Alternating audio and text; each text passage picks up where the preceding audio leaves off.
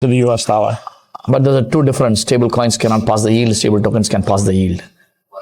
Stable coins issued by a foundation. Stable token is by a fund. Stable token or by 40 Act fund. Stable coins are by foundations. When you see what I send you. Huh?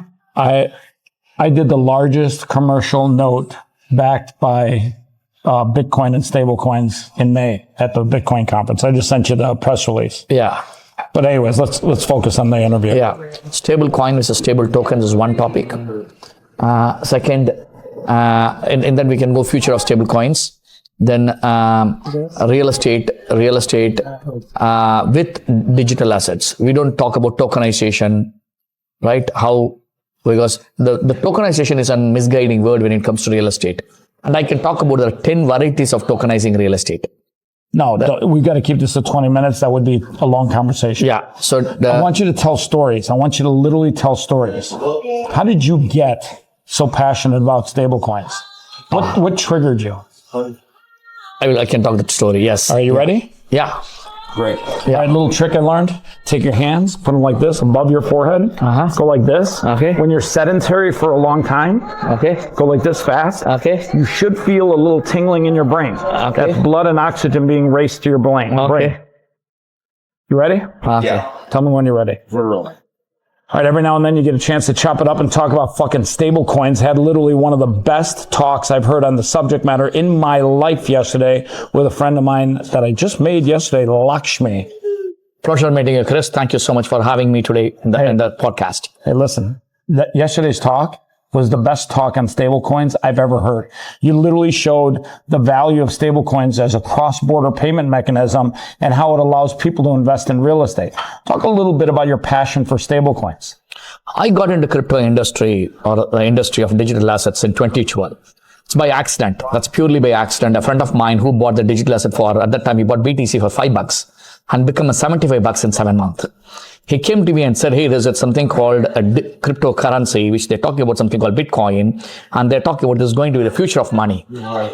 And he bought it for $5 and become a $75 in 6 to 7 months. And and they're expecting it to reach $1,000. And he told, hey, if there's an opportunity, if you can lend me $50,000, I want to go and ball in with $50,000. So I said, it's a risk. So he said, okay, let's do this one. You put 50,000 from your side, 50,000 from my side. So give me $100,000 as a loan, 50,000 from your perspective, 50,000 from my side. Let's go and buy $100,000 for the BTC. If you lose money, I will pay you your money back with a 12% interest. If you make money, 50,000 plus whatever you make it is yours. Don't ask my 50,000 what you give it to me. That's how I got into the BTC. I bought BTC in 2012, August 15th for $99.13. And those days I used to be operating from India. So the biggest challenge is Indian market was not opened up. You depend upon Japanese markets. And there's always an arbitrage. You use Mt. Gox? And Mt. Gox, yes. Mt. Gox and Venmo? Yeah. Those are the dates, and you use those Mt. Gox and Venmo. We both got in for $100,000, got into BTC for $99.13. That's how I got into the space. Then the ride of the BTC, it went into $300, $400 and became $1,200. Fall once again, came back to $300. From $1,200 it came back down to $300. Yeah. So people are panic. But we were hoping it to become $1,000. It became $1,200. We thought if it became $1,200, then the next topic was people were talking about becomes $5,000. But what triggered me at that moment to hold that one is I come from an economics background. I saw Swiss announcing the Bitcoin as a currency, China banning that Bitcoin, US government calling the Bitcoin. Just for the record, China never banned Bitcoin. Yeah. They still kept mining it like crazy. Yeah. And then American, suddenly US said, under IRS, they said it's a commodity. I said, why would somebody around the world start worrying about a small fractional something called a digital currency, cryptocurrency, and countries why they are jumping in. So something am I missing out? Those days the education was very, very less.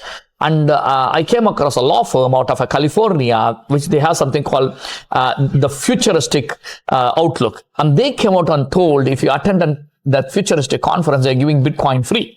So this all triggered me to hold Bitcoin. That's how I ended up in this whole... Funny, I actually remember back in the day, people had what are called digital faucets where you could literally get free Bitcoin. Yes, that's what these guys were. The law firms were giving everybody attending this conference. He was giving 1 Bitcoin to attend the conference, and and people are curious about that one. And people are and there's a lot of things happen. You know that when people are talking about some money laundering, people are talking this is against terrorism, supporting terrorism, all the nonsense, all the noise.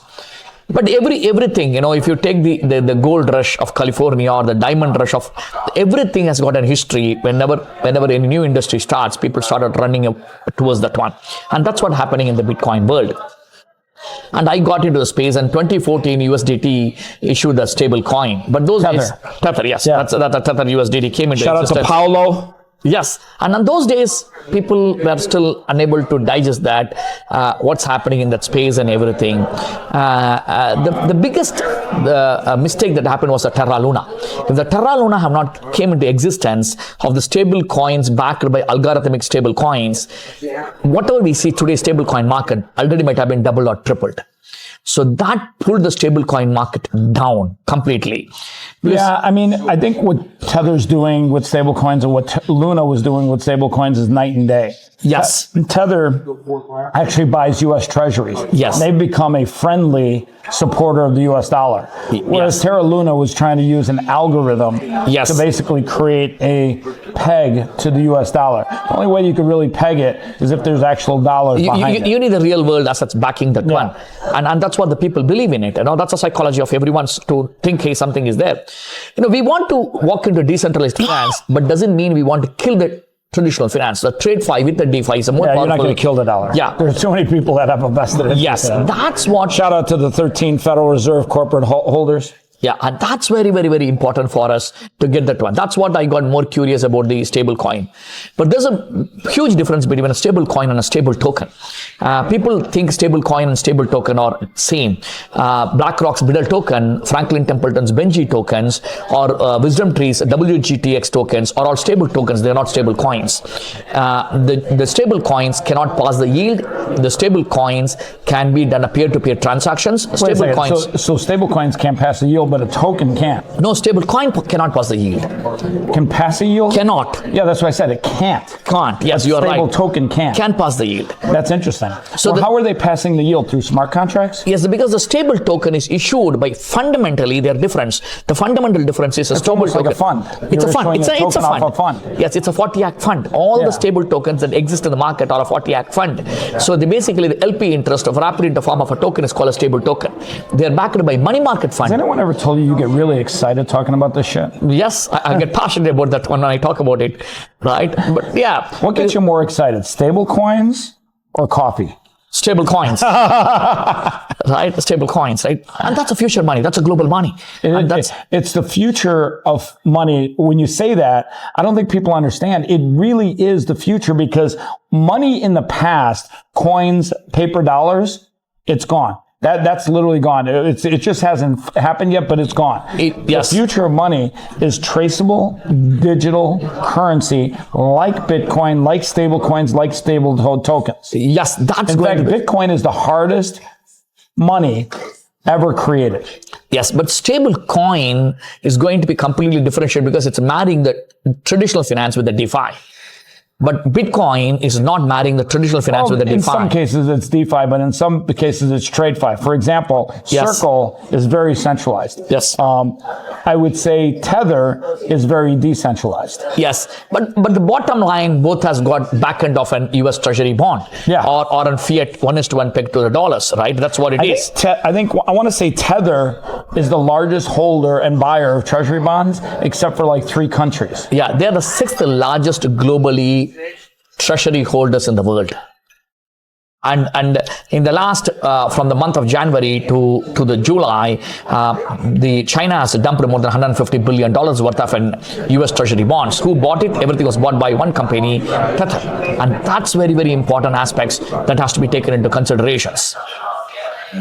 Yes, just got to tell the boxer where we're at.